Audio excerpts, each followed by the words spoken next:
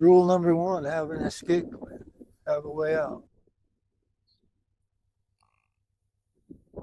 My name's Harrison Vertis. I'm with Ranch Route, and today I'm at Rockin Ranch in Sisseton, South Dakota. This is Bruce Prins. Nice to meet you, Bruce. Nice to meet you, Harrison. Glad to have you at the ranch. Thank you for having me. This is You're welcome. An amazing place you got here. Thank you. You're welcome anytime.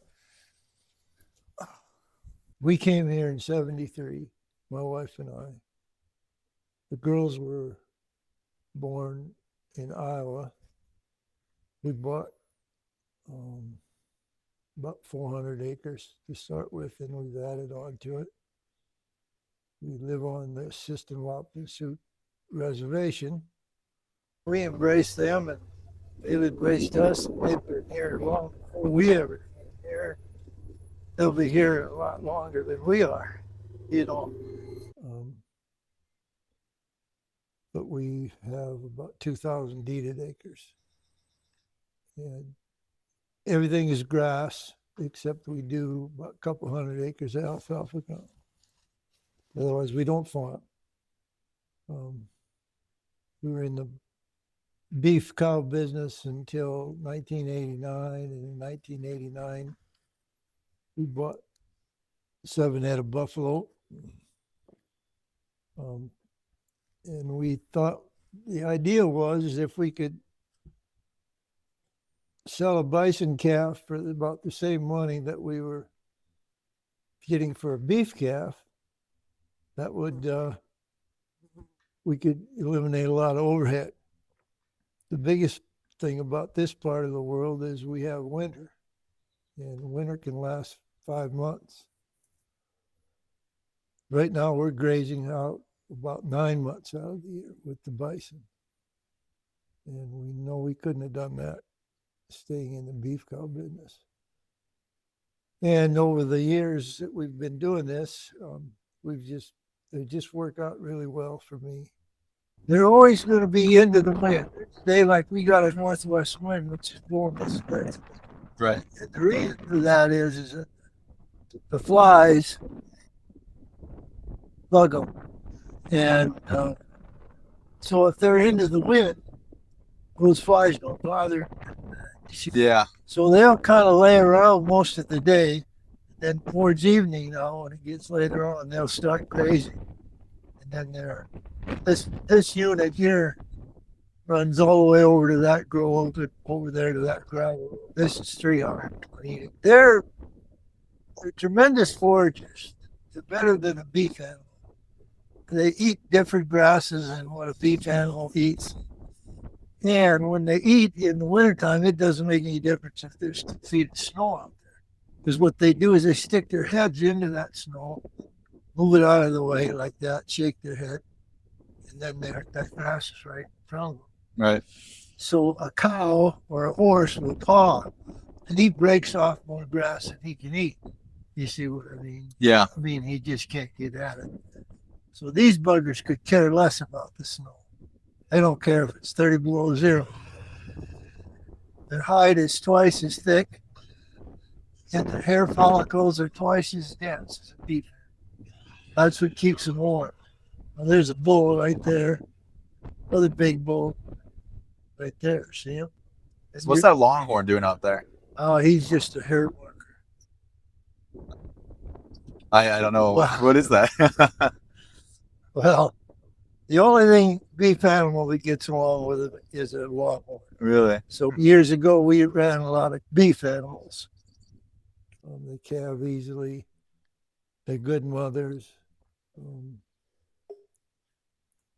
It's been fun. It's been interesting, and it's been good to us. So I just call him a herd marker, but he gets along out here, so hell, he gets to stay. Awesome. Horses. The big white mules that were along the road there. So you obviously need a few hands for this operation, right? Me and John run it. Oh, really? Okay, wow. Yeah.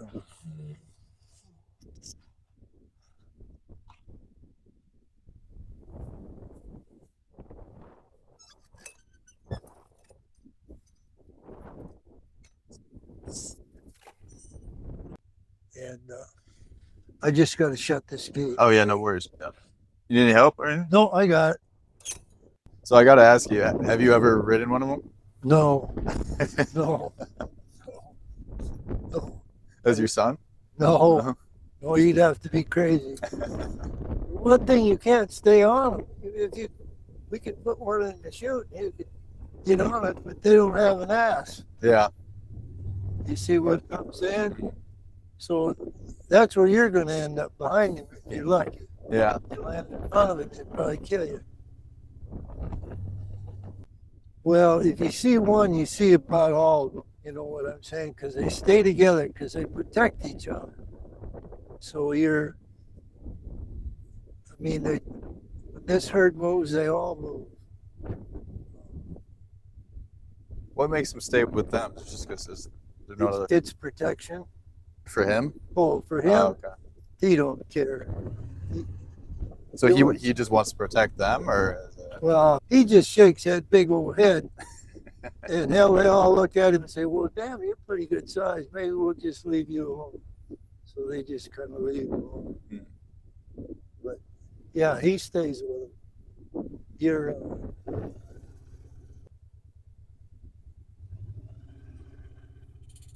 So if we got out right now, they'd be pretty aggressive. yeah, I'm not gonna, no.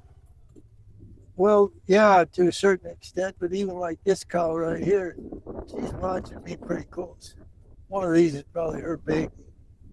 She's got between her baby and her. She'll take you. See? Rule number one, have an escape plan. Have a way out. He's 3 years old. This bull here is about 10. And you always want to mix some young bulls into a herd, because the old bulls get lazy. But they're going to still end up doing most of the breeding. But it's kind of like the young man going to a dance. Yeah. The guy, the young guy, he's chasing everything that moves. But the old guy is the one that, you know what I'm saying? Yeah. Yeah. So you need these younger bulls to stir the pot. Makes sense? Yeah. This animal doesn't marble.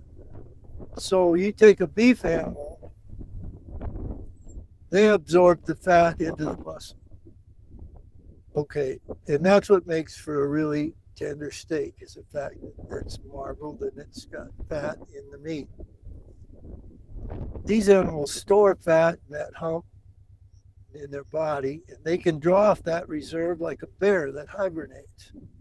Now, they're not as extreme. They don't really hibernate, you see what I'm saying? But they can also draw off that reserve, and their metabolism will slow way down in the wintertime.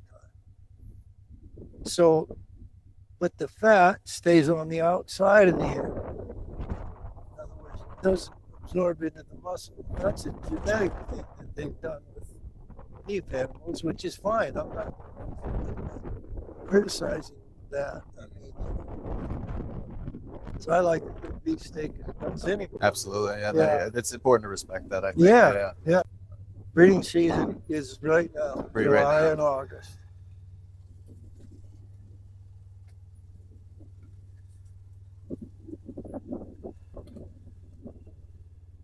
That's why those bulls are in with this herd. Like that great big bull walking right down there. I mean, and there's a couple younger bulls following him behind him. So they're just checking females that are coming in heat, things like that. But but they have such a pecking order. So there's a boss cow, and there's a boss bull. And they've created that dominance factor because of their age, number one, or they're just tougher. And that old mama cow, too, she could be as ornery as anybody. She just, hey, I'm the top dog here. And you little calf, you don't mean nothing to me. You're not mine. The only one that means anything to me is my calf. You see what I mean? So there's a huge dominance factor. Can you hear him once in a while? Did you just hear this cat? Yeah. He's curious. He's looking at us. Yeah, they weigh 1,200 pounds in mamas do. They're a lot bigger than you and me. Yeah. 2,000 acres is a lot of land for just you and your son, no? Yeah, keeps us busy. Give me 2 seconds. Well, what they do is they roll in here and then they dust themselves, Why is that? get the flies off. Just that? What is it called? Well, that's a wall. Oh, it's called a wall. Oh. Yeah. This is all native prairie. I have some questions about that too. This is a tall grass prairie. So, what's the difference between managing a prairie? What does it require out of you to manage a 2,000-acre native prairie? Well, it's your responsibility to take care of it in the sense that don't overgraze it and abuse it, and it'll take care of itself. That's really rule number one, you know. I mean, have enough grass so that you can do this. I mean, if you run out of this, you haven't got anything. That's what you've got is grass. So, okay, like this cow right here, you see how the tufts of hair are on top of her? Yep. Okay. So I told you that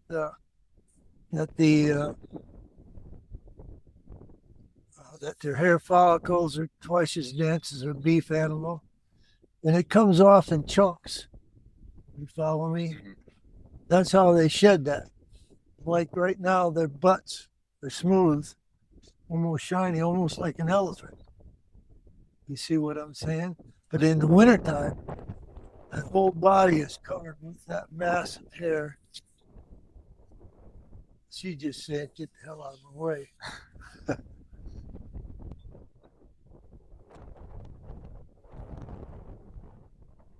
Sorry, I missed that. How does it come off? Comes off in big chunks, so it doesn't shed like a dog. It sheds more like a sheep, more like a sheep. It's more wool-like rather than doing good. Yeah, That's awesome. How many head do you have now? there's around 250 animals on the 250. ranch. Yeah. So we rotate everything that we've got. We run from the smallest unit we can graze about 60 days, and the largest unit we can graze 90 to 120 days, depending on the year. So we'll rotate. There's a north herd that's about 100 head, and there's about 150 head on the south herd. And the south herd comes home. They get worked here in the fall of the year. In the north herd, we work up north. Those cows stay there year round. Yeah.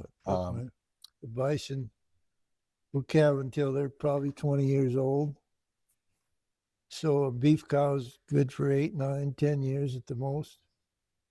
So, bison have a pretty dark history in the United States. How would you say, but what you're doing is almost helping rebuild the population in a way. Can you explain that to those who might not understand that? Well, the bison is a red meat animal, just like a beef animal is. And of course, the bison was here long before there were ever any beef animals around. The native people lived off of them. That was their main source of protein, I'd say. So they didn't waste anything on the carcass. In other words, they used that for making tools, from using them as blankets and shelter, and teepees mostly. At one time were all made with bison hides.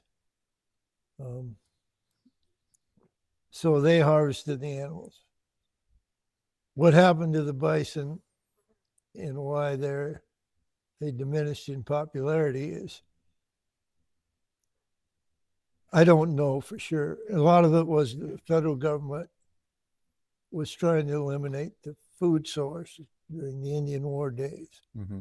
So that's true. So So you're helping, but raising bison as livestock, even though you're raising them to sell them, you're still helping kind of rebuild that population in a way, no? Sure. Yeah. No, I think there's around, don't hold me to these figures, but I think there's 400 and some thousand bison today. And I think it had dwindled down to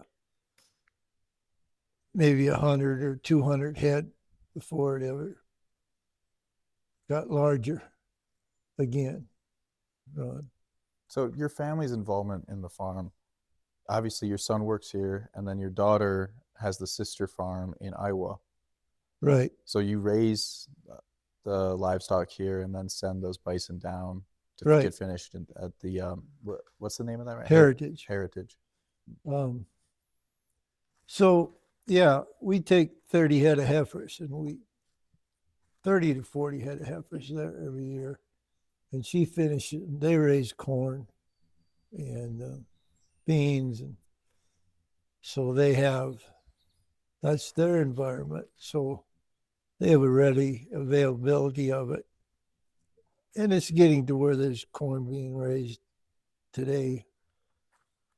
Even though we live in the hills west of Sisseton, and the difference in elevation is 1,000 feet in about 8 miles. So this is a grassland, native prairie grass, and there's a lot of ground being broken up and farmed today. We're not interested in that. We farm 200 acres of alfalfa that we use in the wintertime. Sometimes we have some hay for sale. Sometimes we don't. But and the bison are just better grazers. They know what they're doing. They've been doing it forever. We round up once a year. So you guys have a roundup once a year, and people come from all over the country to buy your bison. Why do they do that? Why here? Well, I think we have pretty good stock, and they've fed them before. A lot of these animals, when they'll buy our calves and they'll go into feedlots and stuff like that, where they can be finished. And there's more of a market for that finished product. Some people like grass-fed animals. Some people think the bison tastes better with 100 days of corn. And so it's all marketing, and I don't do that. My daughter does that. So what do you prefer your bison? How do you prefer your bison finished? Well, we eat mostly what she sends us to eat, so because we let her slaughter everything just about.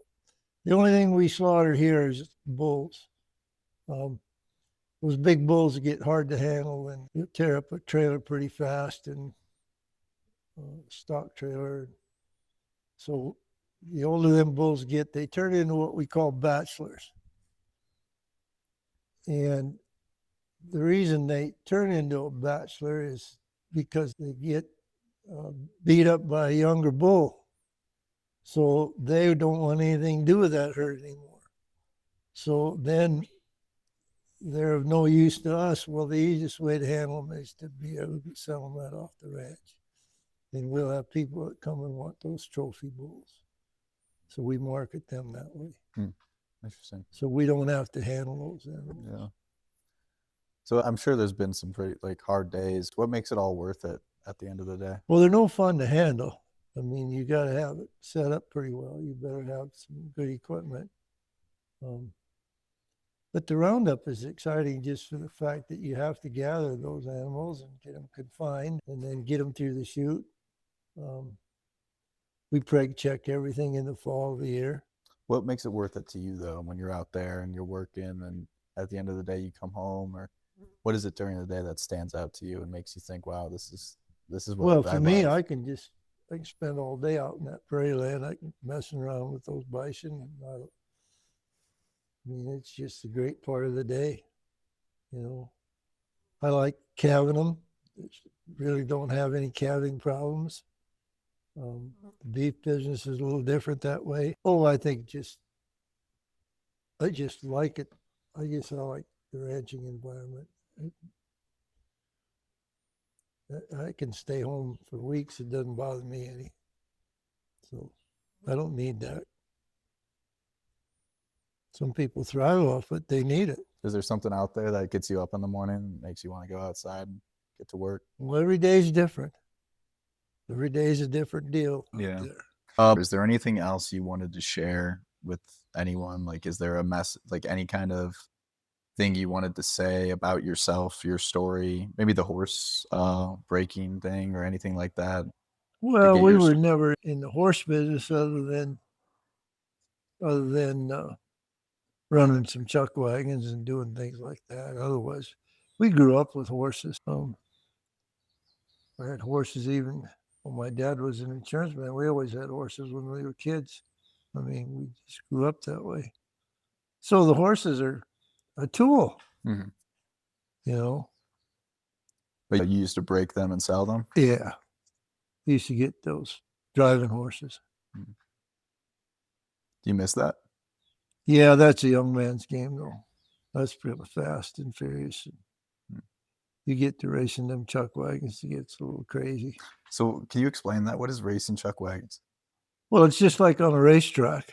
So you used to do that. You used to race horses. Yeah, Oh. 4 of them up in front of you, like a stagecoach. Oh, you're kidding. No. Oh my God. Are you serious? Yeah. Like a chariot. Yes, like a chariot. You used to do that? Yeah. Where?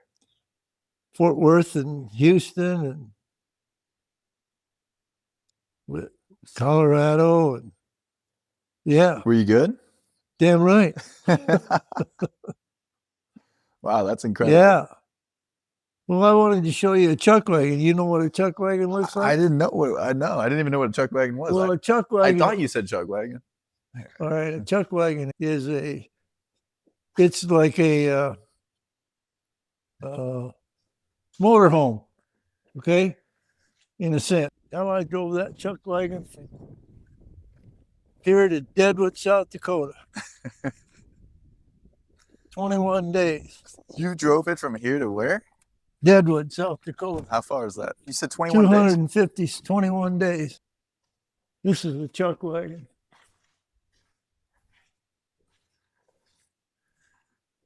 You used to drive this thing? Yeah, still do. This one? Yeah. I didn't race this one. This one just made to live in. This is I'll show you why it's called a chuck wagon. And there were millions of these. I mean, every ranch had a damn chuck wagon, whether they were gathering cattle or what they were doing. This was for the cook. This looks like something from the Oregon Trail. Well, it was. I mean, it is. We got to buckle this. You need help? I think I got it.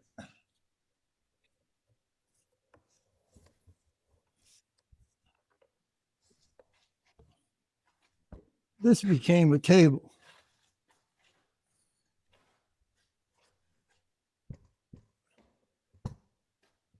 Oh, drop that leg down. Oh, I grab it. is it square? There we go. Just let it go.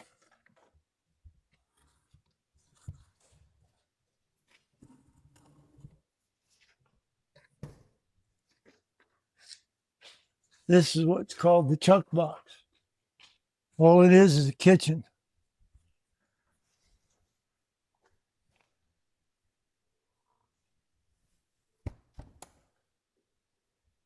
Yeah, basically it stood up with that leg.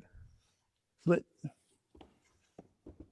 you used to race this across something like this. You used to race something like this. I'd race you if you own one. You and I have a race in Fort Worth. Few plates.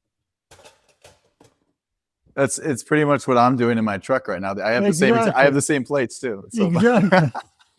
The camping plates. Silverware. Well, I don't know what the hell's in your bowl. So do you take this thing camping? Oh yeah. I've slept in this sleep outside and tools. Wow, There was a, this is a water jug. this is an authentic one. Yeah, this is a real deal. You kidding? Water jug, and there's a big jug you can use. See that water jug? You're better set up than my truck. Yeah. What the hell is in this? Oh, man. We used to cook out of here. That's what it was for. They call it a chuck wagon, and every ranch had a different form of one of these. You know what I'm saying? I've never heard of it.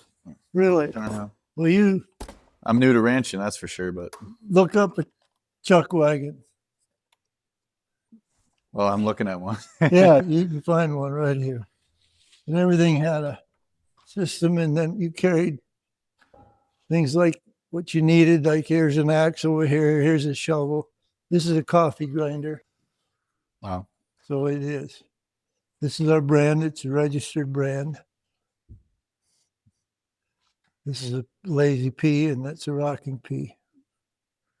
Lazy Follow it? pea and rockin' pea. Yeah, that's the brand. Registered brand. Do you brand bison? I don't. Hmm. The Is it- reason for a brand is basically to identify that animal belonging to me. Right. But I don't have any neighbors that have buffalo, so I'm the only one. So I don't brand them. But they are branded. People do brand them. They do brand them. Okay. Yep. Yep. So yeah, but that's a chuck wagon. Here, don't forget your beer. Huh? Oh yeah. Yeah. Wow, that is really cool. Thank you for showing me that. Yeah. No. So, what did you like most about riding those things? Oh, I don't know. Just people.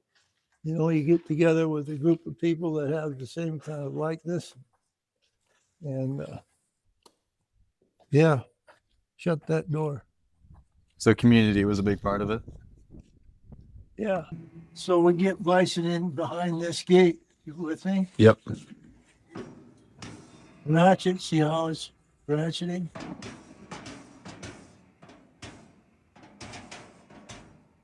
And then they have to go down that alleyway. 2 entrances. There's only one way out. Hmm.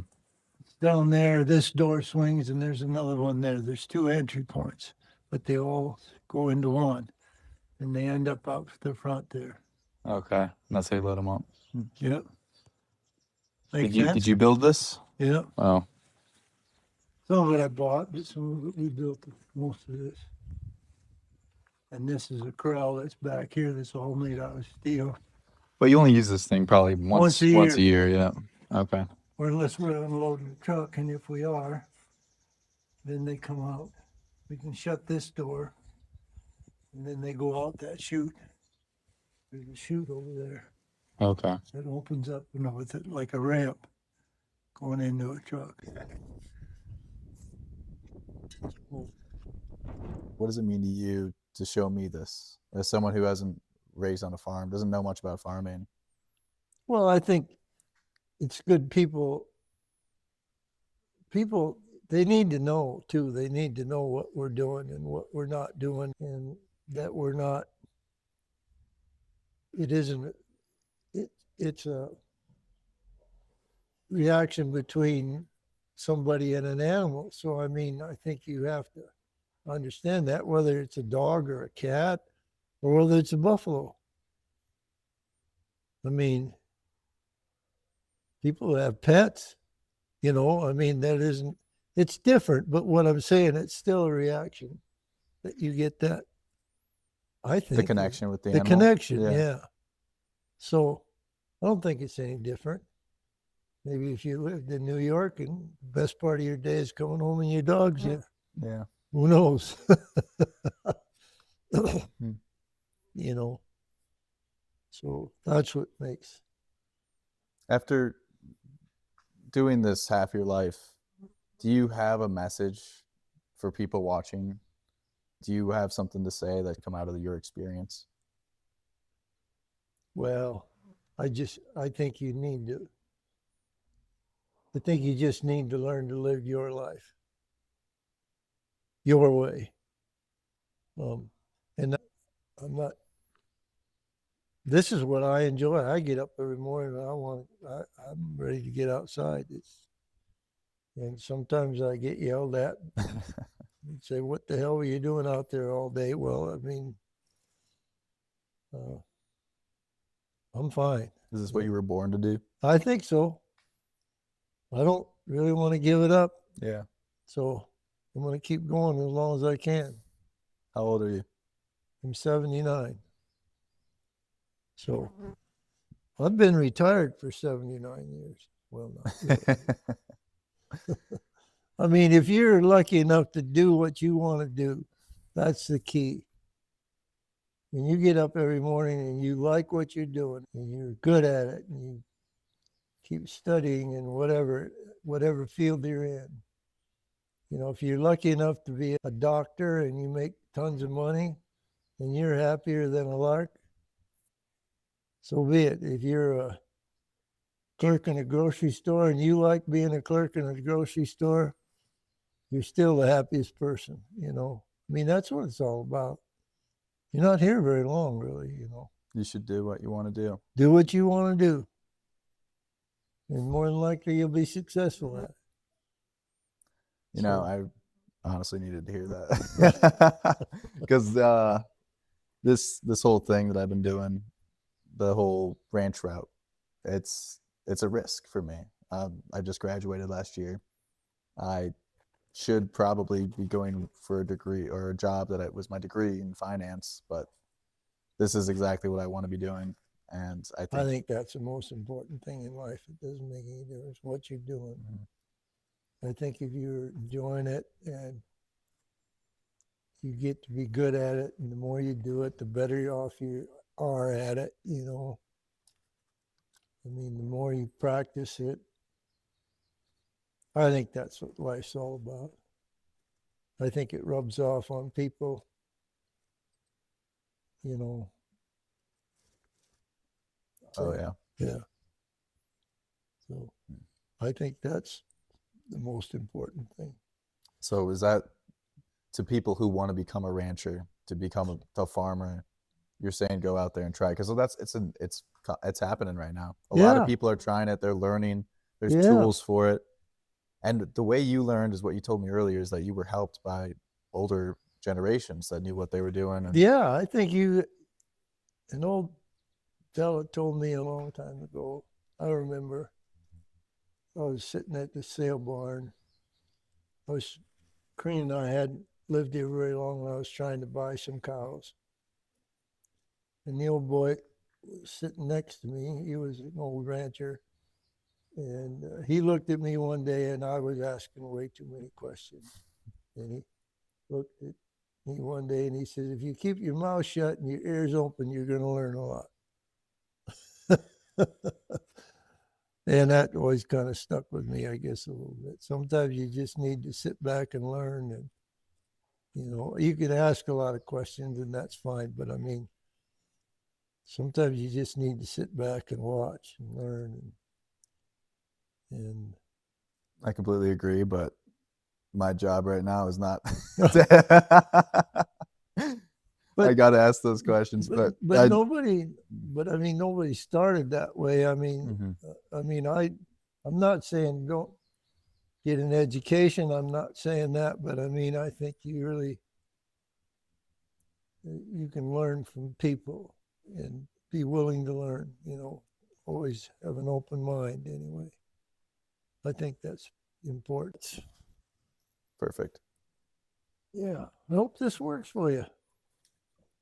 Bruce, it was a pleasure. Yeah. Thank you so much for having me. Yeah, glad to have you here. Come back again. I will. You're welcome. I'll be here.